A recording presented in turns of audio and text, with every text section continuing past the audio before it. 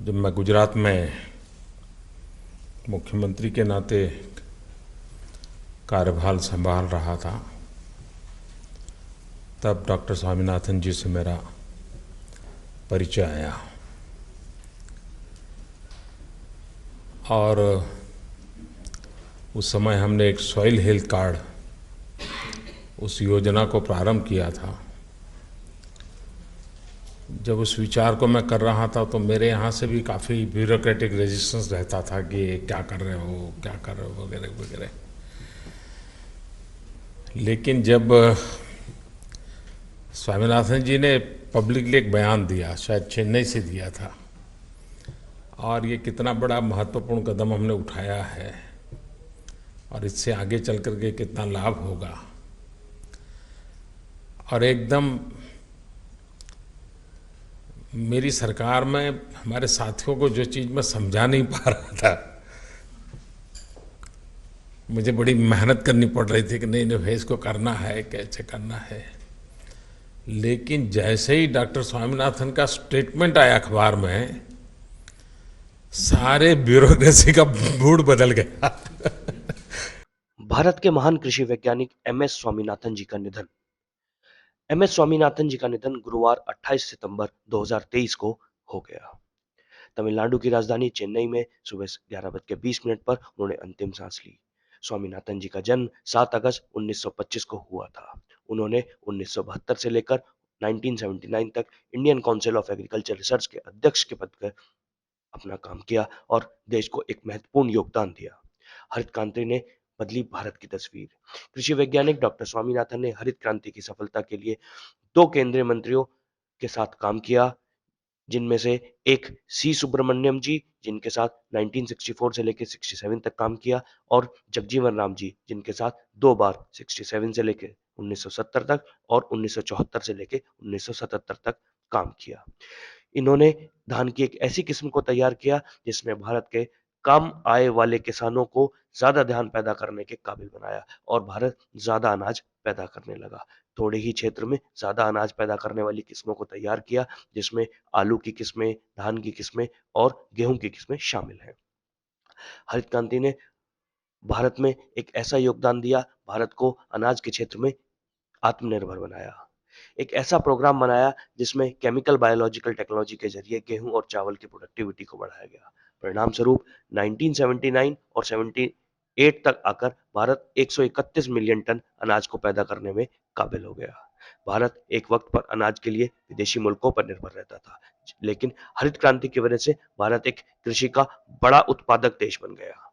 आगे हम देखेंगे कि किन किन अवार्ड से डॉक्टर एम स्वामीनाथन को नवाजा गया।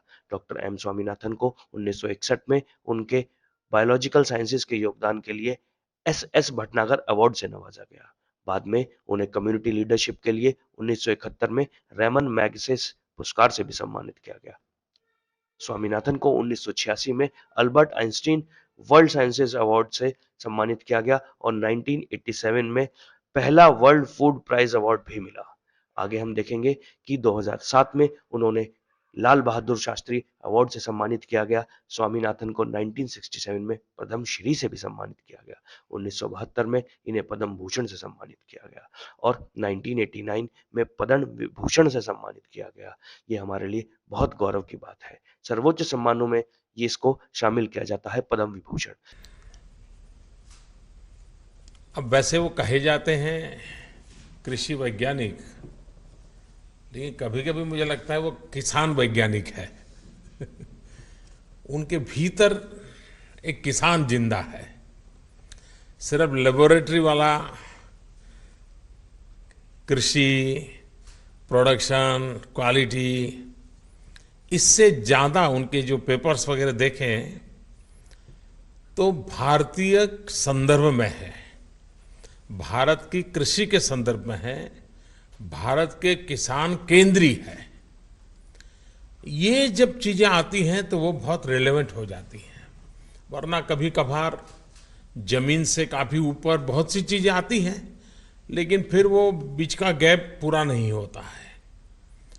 डॉक्टर स्वामीनाथन जी की एक विशेषता रही है कि उन्होंने जो चीज़ें जब भी प्रस्तुत की वो जमीन से जुड़ी हुई थी। और उसका परिणाम ये हुआ कि वो बहुत ही रिलेवेंट लगी और ज़्यादातर उसका उपयोग भी हुआ। आज के युवा को डॉक्टर स्वामीनाथन कैसे प्रेरणा दे सकते हैं? हमारे देश का एक प्रॉब्लम है कि राजनेताओं को सब जानते हैं, वैज्ञानिक को बहुत कम लोग जानते हैं। हर गली मोहल्ले में राजनेताओं के नाम जाने जाते हैं, लेकिन इतना बड़ा कंट्रीब्यूशन करने वाले लोगों की पहचान हमारे यहाँ होती नहीं है। शायद व्यवस्था का दोष होगा या स्वभाव का दोष होगा, जो भी होगा, लेकिन लंबे अरसे से कमी महसूस हो रही है। और उसके कारण शायद आज की युवा पीढ़ी को भी एक खिलाड़ी से इंस्पिरेशन मिल सकता होगा, एक सिने कलाकार से मिल सकता होगा, किसी राजनेता से मिल सकता होगा, किसी बड़े औद्योगिक घराने से मिल सकता होगा, लेकिन मास लेवल पे युवा को वैज्ञानिकों की तरफ ध्यान नहीं जाता होगा। आप कल्पना कीजिए कि एक वैज्ञानिक अपनी युवा अवस्था में दुनिया की ये कल्पना कि भारत तो भूखा मरेगा, भारत तो खत्म होगा, निराशा का माहौल हो, भारत को बिल्कुल ही अब मान लिया गया कि तो गया, ऐसे समय एक युवा वैज्ञानिक संकल्प करके कहे नहीं, स्थिति बदली जा सकती है और हम बदल के रहेंगे। पूरे ग्रीन रिवॉल्यूशन के मूल में एक युवा वैज्ञानिक का वो संकल्प है जो डॉक्टर स्वामीनाथन के रूप में हमारे सामने विराजमान है। ये चीजें आज की युवा पीढ़ी को पता नहीं है। आज के युवा के सामने भी अगर ये विषय स्टार्टअप की दुनिया है, उनके सामने आए भाई माल न्यूट्रिशन एक चुनौती, तिलहन दलहन पल्सीज, हमारे पल्सीज में प्रोडक्टिविटी भी कम है, उसमें प्रोटीन कंटेंट वैल्यू भी बढ़ाने की आवश्यकता है। अब ये चुनौतियां आज की युवा पीढ़ी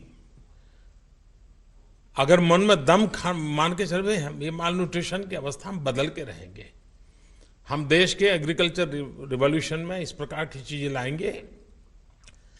और महात्मा गांधी भी कहा करते थे, भूखे का भगवान तो रोटी होता है। और यही बात हम वैज्ञानिक तौर तरीके से कैसे आगे बढ़ाएं। मुझे कुछ चीजें व्यक्तिगत जीवन में बड़ी अपील हो जाती हैं, जैसे मैं मानता हूं शायद हिंदुस्तान के सभी प्रधानमंत्रियों के साथ आपने काम किया है, पहले से लेकर के मेरे तक। आपने दुनिया में देखा है किसी एक प्रधानमंत्री के पास पुरानी भी फोटो खड़ी हो तो आदमी 2 फीट ऊपर चलता है।